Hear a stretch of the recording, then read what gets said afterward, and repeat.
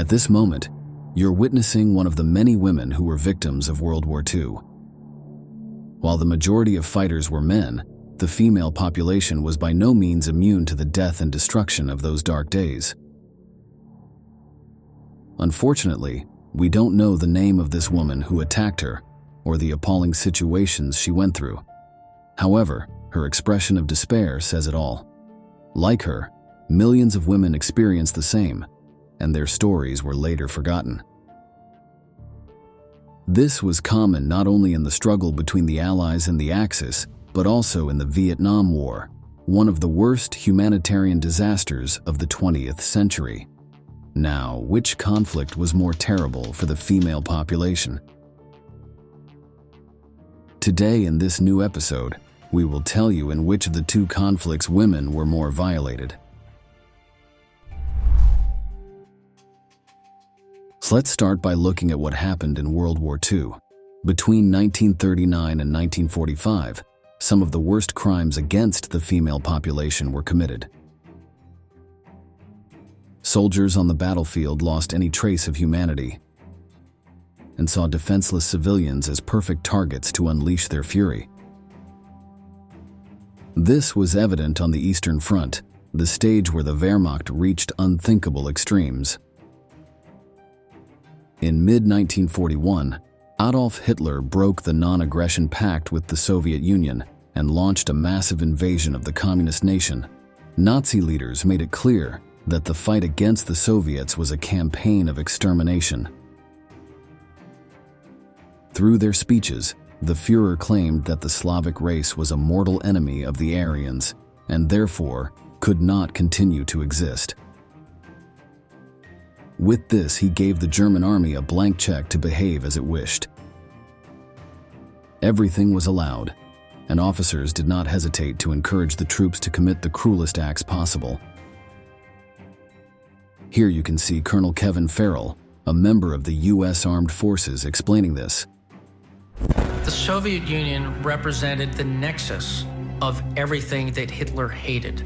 He saw it as a bastion of communism and Judaism. And if it were not defeated, ultimately the Soviet Union would destroy Germany and destroy the Aryan race.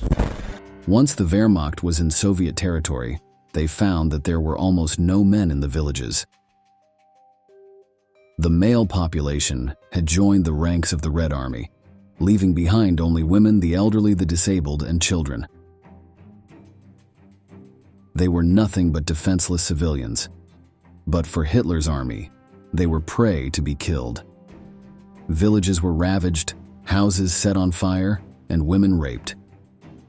At that time, sexual assaults were considered a valid war tactic, aimed at terrorizing the rest of the population.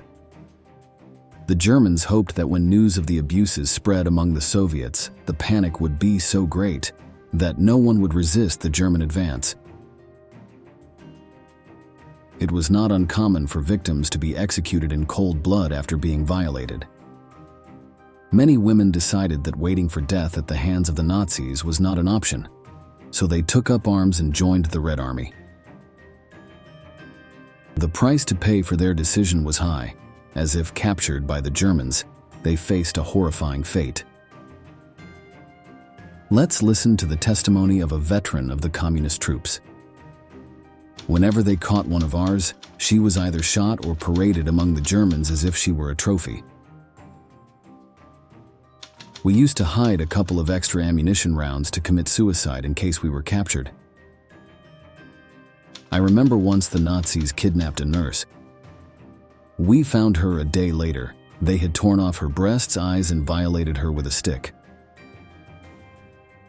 German army officers did not punish their troops for these offenses. In the Western Front, where they primarily fought against the English and Americans, such crimes would not have gone unpunished. However, in the fight against the communists, the rules were different, and anything was valid to exterminate the enemy.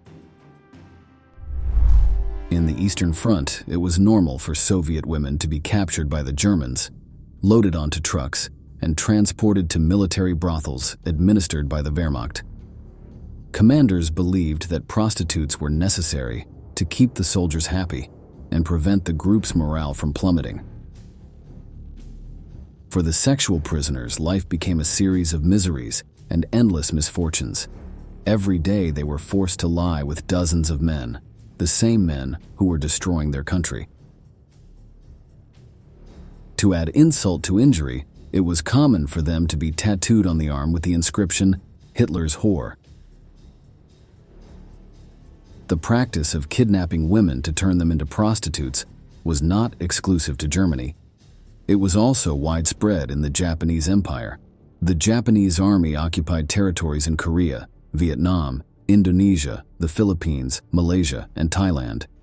Like the Germans, they wreaked havoc on rural villages, subjecting them to all kinds of punishments. Often, a military company would approach a village, pretending to come in peace, offering women well-paid jobs in factories and restaurants. Typically, those who accepted the proposal were young girls, eager to leave the countryside and live in the city. However, they soon discovered that they had been deceived, as they were reduced to servitude and forcibly held in brothels. However, it should be clarified that others were simply raped without the need for manipulation. This was the case of Pilar Frias, a Filipina assaulted by Japanese soldiers.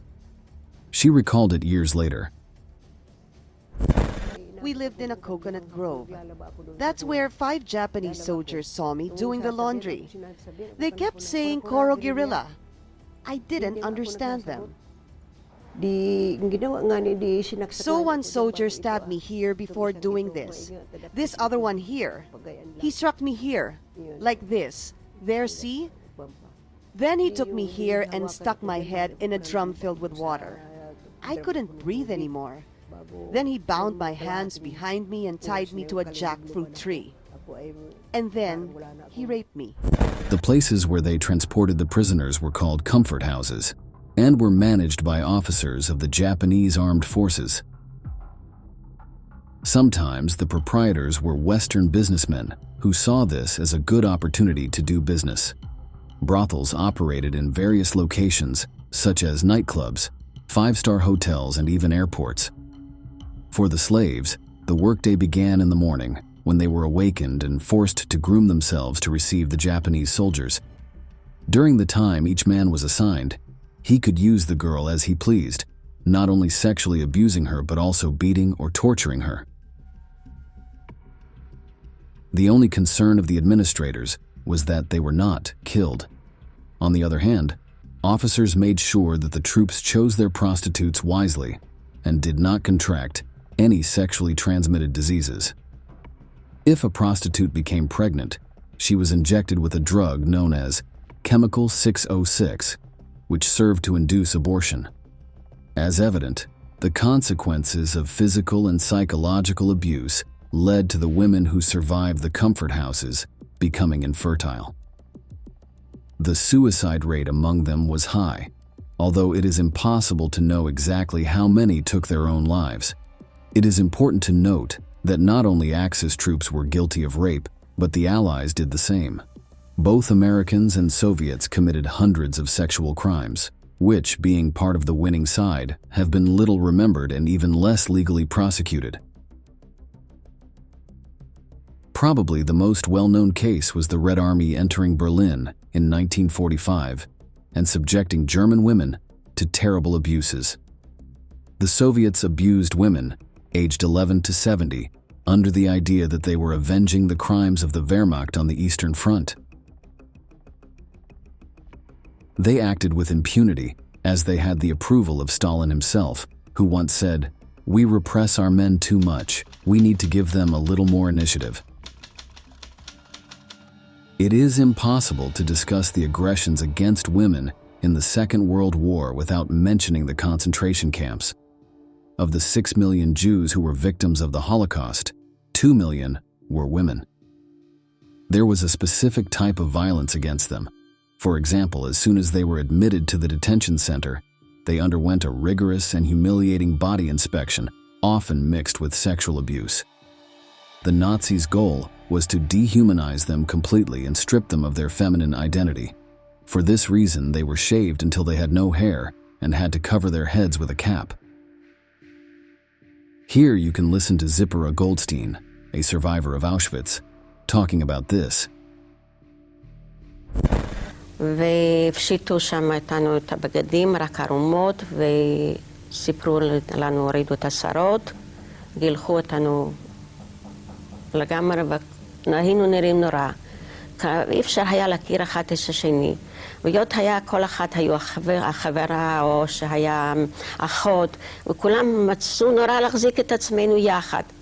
אז הצעקות היו איומות, בגלל ברגע שמישהו הסביב את הראש, אז אי אפשר היה להכיר, בגלל כולנו היו נראים אותו דבר. אותו הכתונת לילה אפור, ואותו השרה המגולח, שום סימן נקר לא היה. SS guards were accustomed to sadism and enjoyed their suffering. Sometimes they made them scrub the bathrooms in underwear and then forced them to bring their faces close to the toilet. They had to eat what was inside the latrines and then return to their barracks with their faces covered in excrement, forbidden to clean themselves until the guard allowed it. Of course, these humiliations were accompanied by the possibility of being beaten to death or directly sent to the gas chambers. For several Jewish women, the only way to escape death was to trade sexual favors with SS members. Although this allowed them to survive one more day, they earned the hatred of the rest of their fellow inmates, who saw them as collaborators of Nazism for sleeping with Hitler's soldiers. None of this made the coexistence in the barracks, which was already difficult, more pleasant. On the other hand, many remember the roll calls as one of the most ruthless moments in camp life. On these occasions, the inmates were forced to stand for hours while the guards counted them to ensure that none had escaped. Here you can see Zipporah Goldstein referring to it. היה נורא קשה. קודם גם השעות לעמוד היה נורא קשה, היינו עייפות, היינו חלשות, והיה נורא קר, היה גשם, וזה אמנם היה סוף מאי, אבל סוף מאי באושוויץ היה עוד מאוד קר. השנה הזאת במיוחד הייתה קרה. כנראה שהשנה ולא הייתי יותר באביב באושוויץ, אבל היה מאוד קר, והגשם היה, כל טיפה זה היה כמו חתיכת אש על הגוף. וזה היה מאוד קשה. עד 8, רק ב8 באה האס-אס אישה, והיא הייתה עוברת את השורה, וחס וחלילה מישהי לא עמדה ישר. זה היה צריך להיות כמו מסדר חיילים ישר. וזה היה מאוד קשה. As we have seen so far during the Second World War, there was a peak of cruelty and violence against women. But let's see what happened during the Vietnam War, which took place between 1955 and 1975. We will focus on the times of U.S. intervention when Americans participated directly in the conflict. Like in previous cases, military discipline was, at best, flexible. Americans could behave as they pleased, as long as they committed their crimes in rural villages, away from cities where they would not go unnoticed. For the military, the important thing was to safeguard their image, prevent troop crimes from becoming a public scandal, and avoid international media echoing them.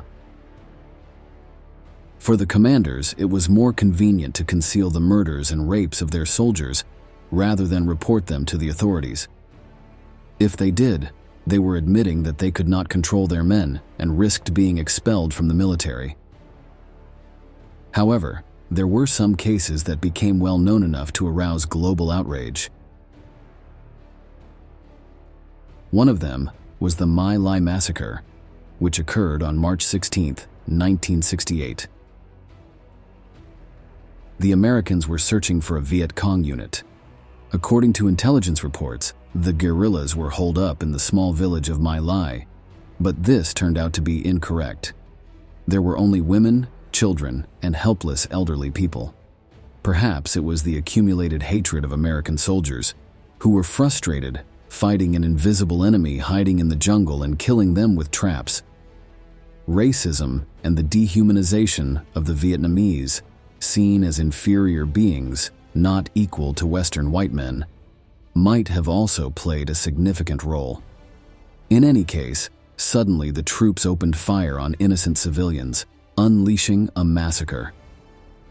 Bodies began piling up on the dirt streets, and for a while, all that could be heard were the screams of the victims, mostly women. Houses were burned or destroyed with grenades while their inhabitants were inside. Not even the cries of infants were enough to move the soldiers, who brutally executed them.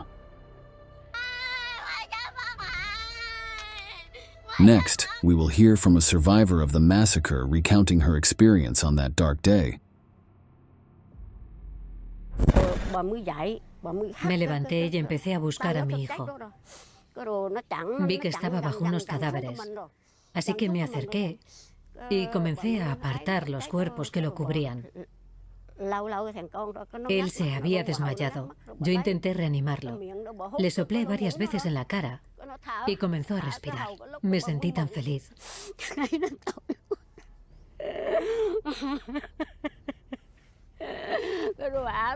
Llevé a mi hijo a casa. Al llegar vi que los búfalos y las vacas estaban muertos. Habían destruido los plátanos, habían incendiado la casa, lo habían destruido absolutamente todo. No sabía qué hacer. No podía andar por el camino porque había cadáveres por todas partes.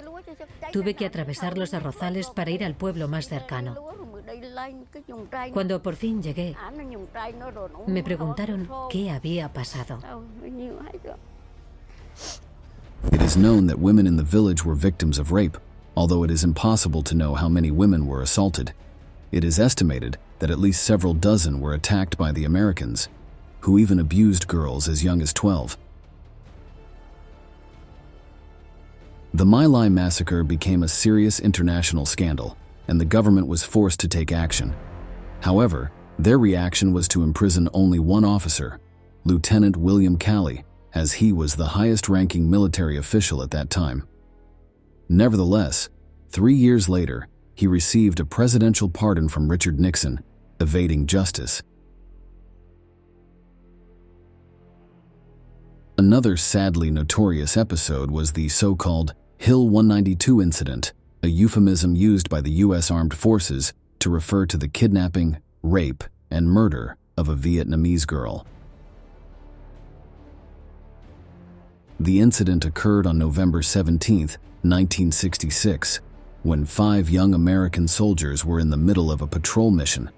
They were supposed to sweep the Pai Mai region in the central south of the nation, searching for Viet Cong guerrillas. The next morning, they arrived in the village of Cat Tuong, where they encountered Phan Thi Mao, a 21-year-old girl. Before that, the men had already discussed the possibility of taking a woman by force and forcing her to have sexual relations. Now that they had a girl in front of them, it seemed like the ideal moment to carry out their plans.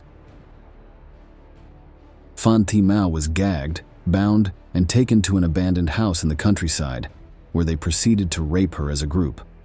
Only one of them, Robert Storby, decided to stay on the sidelines, although he did nothing to stop his comrades.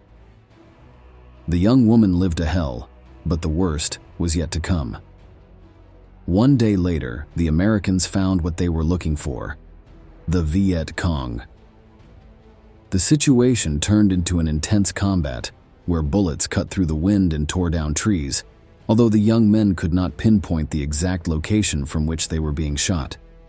That was when they realized that if the guerrillas found Phan Thi Mao alive, she would tell them everything they had done. They could not allow the girl to come out alive, so they stabbed her with a hunting knife. However, the girl did not die immediately. Bathed in her own blood, she got up and ran through the jungle. Despite her willpower, she was caught by one of the Americans and shot in the head. The soldiers survived the encounter with the Viet Cong, but guilt consumed Storby, the only one who had not raped the Vietnamese girl.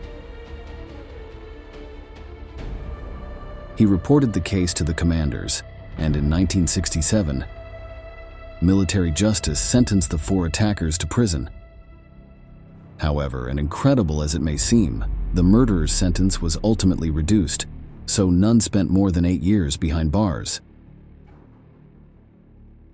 There were hundreds of cases like that of Fantimao, although most remain unknown.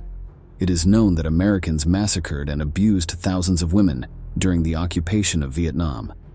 Less known is that their major allies in the war, the soldiers of South Korea, did the same. In total, 320,000 South Koreans participated in the conflict, fighting on the anti-communist side. Most conscripts served for a year and then returned to their country. Meanwhile, heinous crimes were commonly committed, despite the strict prohibition by Korean generals. Here you can see the testimony of a woman whose village was ravaged by the South Koreans. Có lên nghi ngút. Thì tôi vừa chạy ra ngõ thì tôi ngó xuống thì anh sĩ súng đưa lên.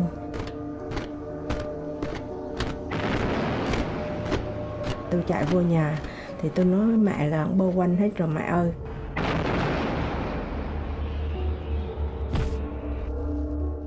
Thì hắn ùa hết vô nhà tôi. Xa cái biểu mẹ là xuống hầm. Bà thím mà bồng đứa con á, thì đứa con nó khoảng 7-8 tháng tuổi thôi. Cái là nó đau vô quả đầu tiên thì bà thím bà chết. Thì đứa con nằm im ở trên bụng. Bác thím không nhắm mắt đó. Bà thím trợn chọc lên. Now that we have seen what happened in both wars, we are in a position to take stock. It is very difficult to calculate the number of victims in each case, as most aggressions against women were not reported to military authorities. However, when they were reported, commanders often preferred to ignore them. The Vietnam War lasted 20 years and left horrific consequences for women.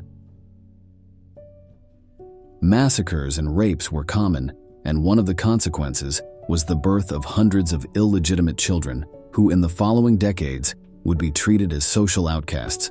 Nevertheless, the carnage in Southeast Asia did not reach the extremes of World War II, which was a human catastrophe for the female population of dozens of countries. Despite the widespread racism among Americans who went to Vietnam, none of it compared to the hatred that Nazism spread towards the supposed inferior races. On the other hand, in Vietnam, there were no sites like the extermination camps of the Third Reich, which were designed to mass murder tens of thousands of people. None of this is meant to justify the crimes in Vietnam, but rather to analyze them in comparison to what happened in World War II. We have reached the end of the video and we want to ask you, in which war do you think women were more victimized?